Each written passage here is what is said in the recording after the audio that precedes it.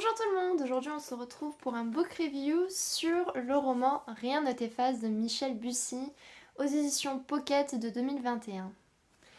Donc tout d'abord le résumé, on suit l'histoire de Maddy, un médecin généraliste qui vit à Saint-Jean-de-la-Luz et qui a perdu son enfant Esteban, seulement âgé de 10 ans. On ne sait pas trop les circonstances, est-ce que c'est une noyade, est-ce que c'est un enlèvement, on ne sait pas. Mais ce qu'il se passe, c'est que 10 ans plus tard, sur la même plage, Maddy voit un enfant qui ressemble comme deux gouttes d'eau à Esteban, sauf que cet enfant s'appelle Tom.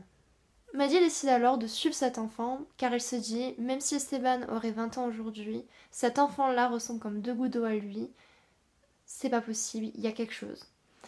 Elle décide donc d'aller vivre à Murol, là où vit justement Tom avec sa mère, Amandine. Et elle va donc mener son enquête, essayer de comprendre qui est cet enfant, pourquoi elle ressemble tant à Esteban, est-ce que ce ne serait pas une histoire de réincarnation. Maddy veut tellement découvrir la vérité que son comportement va devenir obsessionnel et elle est persuadée que Tom, tout comme Esteban 10 ans auparavant, est en grave danger.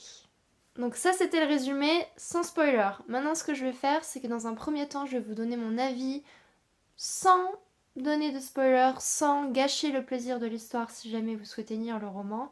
Et dans une deuxième partie, je vais aller un peu plus en profondeur. Que dire si ce n'est que je me suis faite complètement berner par l'auteur, je suis tombée dans le piège mais en plein dedans. Je ne m'attendais absolument pas à la fin. Vraiment pas. Le dénouement m'a laissé sans voix et j'ai même eu le sentiment que l'auteur m'avait un peu menti, mais ça je développerai plus là-dessus dans la deuxième partie.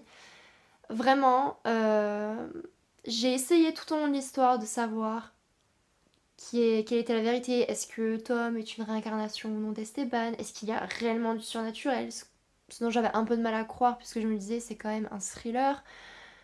Est-ce que c'est un thriller fantastique? Il ne me semble pas.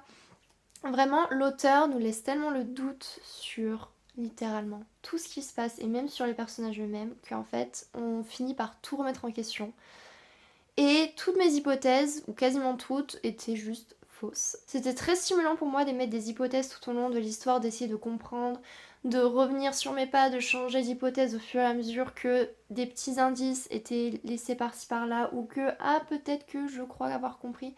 Le fait que l'on soit autant investi, que l'on essaye de trouver, de comprendre ce qu'il se passe, fait que les pages défilent à une vitesse fulgurante. Le roman fait 500 pages, je l'ai lu en 2 ou 3 jours je crois. Ce qui aide aussi en plus donc du côté investigation pour lire très rapidement ce roman, c'est la plume de l'auteur qui est très très fluide. Vraiment Michel Bussy a un style relativement simple. Honnêtement, on n'est pas forcément trop dans le langage soutenu. C'est vraiment très accessible je trouve, mais c'est très très fluide et tout s'enchaîne très bien. Les descriptions également qu'il fait de l'Auvergne sont magnifiques, on se croit dans les montagnes, vraiment on est immergé dans l'histoire grâce à sa plume et grâce à l'intrigue qui est très très très très bien ficelée. Le seul bémol pour moi qui fait que je vais pas mettre un 5 sur 5 à cette histoire, c'est le personnage de Maddy, donc le personnage principal. Comment dire sa personnalité était détestable, concrètement, par moments, très souvent. Je n'ai pas aimé du tout, du tout, du tout, du tout. J'ai eu du mal d'ailleurs au début à me mettre dans l'histoire à cause de sa personnalité. Et même moi je me disais mais c'est quoi ce roman en fait? Je sais pas si je vais pouvoir le lire parce qu'elle est en train de me gaver elle. Voilà, pour vous dire. Mais j'ai réussi à passer outre et au final je regrette pas du tout parce que j'ai adoré l'histoire, mais même jusqu'à la fin j'ai eu du mal avec ce personnage là et je me suis dit on a affaire réellement à un personnage avec des gros défauts, mais en même temps c'est ça qui est intéressant, c'est qu'on a pour le coup au moins un personnage vraiment humain. On n'a pas comme souvent dans beaucoup de romans le personnage principal qui est quasiment sans aucun défaut en fait, qu'on ne peut qu'aimer. Là au moins on a quand même une vraie personne face à nous. Et malgré tout, elle était tellement bien développée, elle m'a dit qu'au final, même si on peut la détester pour certains aspects, en même temps on se dit bah, on a affaire quand même à une vraie personne. Cette personne-là m'a dit je la verrais très bien exister dans la vraie vie. Donc ce personnage était très bien développé par l'auteur. Pareil, je vais développer dans la partie spoilers pourquoi je n'ai pas aimé Maddy et qu'est-ce qui m'a dérangé. Ce qui justifie mon 4 sur 5, c'est vraiment le fait que je me sois fait complètement berner. Parce que j'aime bien me faire avoir et surtout que ce soit bien fait parce que je me suis pas juste dit à la fin ah ok c'était pas du tout ça mais il n'y a pas forcément de logique. Il y en avait vraiment une. Et c'est en reprenant le bouquin qu'on se rend compte en fait de ah ouais mais en fait il y avait ça ou ok d'accord. Et c'est ça qui est extrêmement intéressant et c'est là qu'on voit que l'auteur a réfléchi à tout et que c'est pas juste une intrigue banale, c'est quand même réfléchi et donc j'aime quand c'est travaillé comme ça.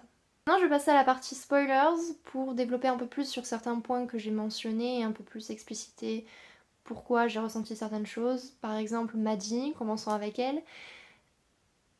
Pourquoi elle est détestable très clairement dès le départ, quand on voit comment elle se comporte avec Gabriel, on se dit mais tu es horrible, tu es une manipulatrice, tu profites des autres, enfin c'est assez détestable. Gabriel qui par ailleurs au début nous est présenté, ou en tout cas la façon dont il est présenté, on se dit c'est son copain. Sauf qu'en fait, donc vu que vous avez la partie spoilers et peut-être que vous l'avez lu le bouquin, ce n'est pas son copain, c'est son enfant. Pareil, quand j'ai eu cette révélation là que c'est en fait c'était son enfant, moi je me suis dit au début ok non là l'auteur il a fait n'importe quoi. Il a concrètement menti, c'est pas fair play du tout. Et en fait, quand on relit les dialogues, notamment les premiers dialogues où Maddie parle de Gabriel, ou les échanges entre Maddie et Gabriel, mais on se dit, mais en fait, il n'y a rien qui dit concrètement que c'est son copain. C'est justement le fait qu'il y ait des omissions qu'on finit par nous-mêmes interpréter, se dire, bon bah c'est son copain, mais en fait pas du tout. Et donc c'est pour ça, vraiment, l'auteur est très très très malin et fait vraiment preuve de ruse pour nous piéger bêtement avec des omissions ou des tournures de phrases ambiguës. Et pour plein d'aspects comme ça, je me suis fait complètement avoir. Mais ceci dit, même si c'est son fils, ça n'enlève pas le côté donc mère irresponsable que j'ai donc fini par ressentir après, où je me suis dit, c'est ton enfant, et en fait, tu n'en prends pas réellement soin, tu t'en fous même. Et donc, vraiment ce côté égoïste et un peu opportuniste chez Maddie m'a dérangée profondément. C'est pareil quand elle parle avec son psychologue, dont j'ai complètement oublié le nom, je suis désolée. J'aime pas parce que c'est pareil, elle joue un peu sur la manipulation avec lui en mode non mais de toute façon moi je veux un homme qui nanan et toi ce n'est pas le cas et forcément qu'est-ce qu'il fait? Il finit par faire ce qu'elle voulait dans le fond qu'il fasse. Enfin, c'est pour ça, il y a des choses comme ça, je n'ai pas trop aimé vraiment sa personnalité très égoïste, qui profite des autres, notamment des hommes. Parlons de la fin, du dénouement, qui a été intéressant puisque je me suis rendu compte que je m'étais fait avoir, mais qui m'a quand même un peu dérangée parce que j'ai trouvé ça trop cliché. C'est-à-dire que, comme d'habitude, on a le moment fatal où on a le méchant face au héros, le méchant est en position de force, il peut le tuer en 2 secondes, mais je vais te raconter mon histoire. Et on sait très bien comment ça se termine, je te raconte mon histoire et en fait, bim bam boum, le héros, soit de lui-même, arrive à battre le méchant, ou alors de l'aide extérieure vient et aide le héros et ensemble ils... Non. Enfin, non, ça c'est un truc pareil, j'ai du mal, je me dis, qui ferait ça dans la vraie vie? Voilà. Qui dirait, ok je vais te parler pendant 15 minutes, te raconter mon histoire. Alors je sais que c'est bien sûr pour le roman parce qu'il faut qu'on comprenne pourquoi en fait Gabriel est l'enfant, pourquoi si, pourquoi Tom avait les taches de naissance exactement pareil que Tom, enfin que Esteban. Bien sûr on a besoin de comprendre parce que sinon si on n'a pas ces révélations là à la fin du roman, le lecteur va juste se dire mais en fait il n'y a aucune logique dans cette histoire. L'auteur il a juste fait comme il voulait et puis voilà mais il n'y a pas de vrai... Alors qu'en fait si.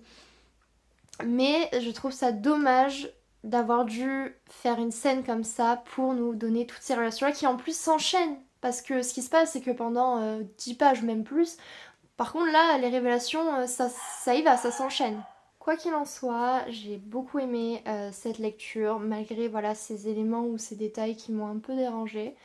Je mets quand même une note donc, de 4 sur 5 à ce roman-là et j'ai très clairement envie de continuer à lire du Michel Bussy pour voir comment il nous piège encore dans ses autres romans, parce que je suis sûre que c'est ça dans tous ses thrillers.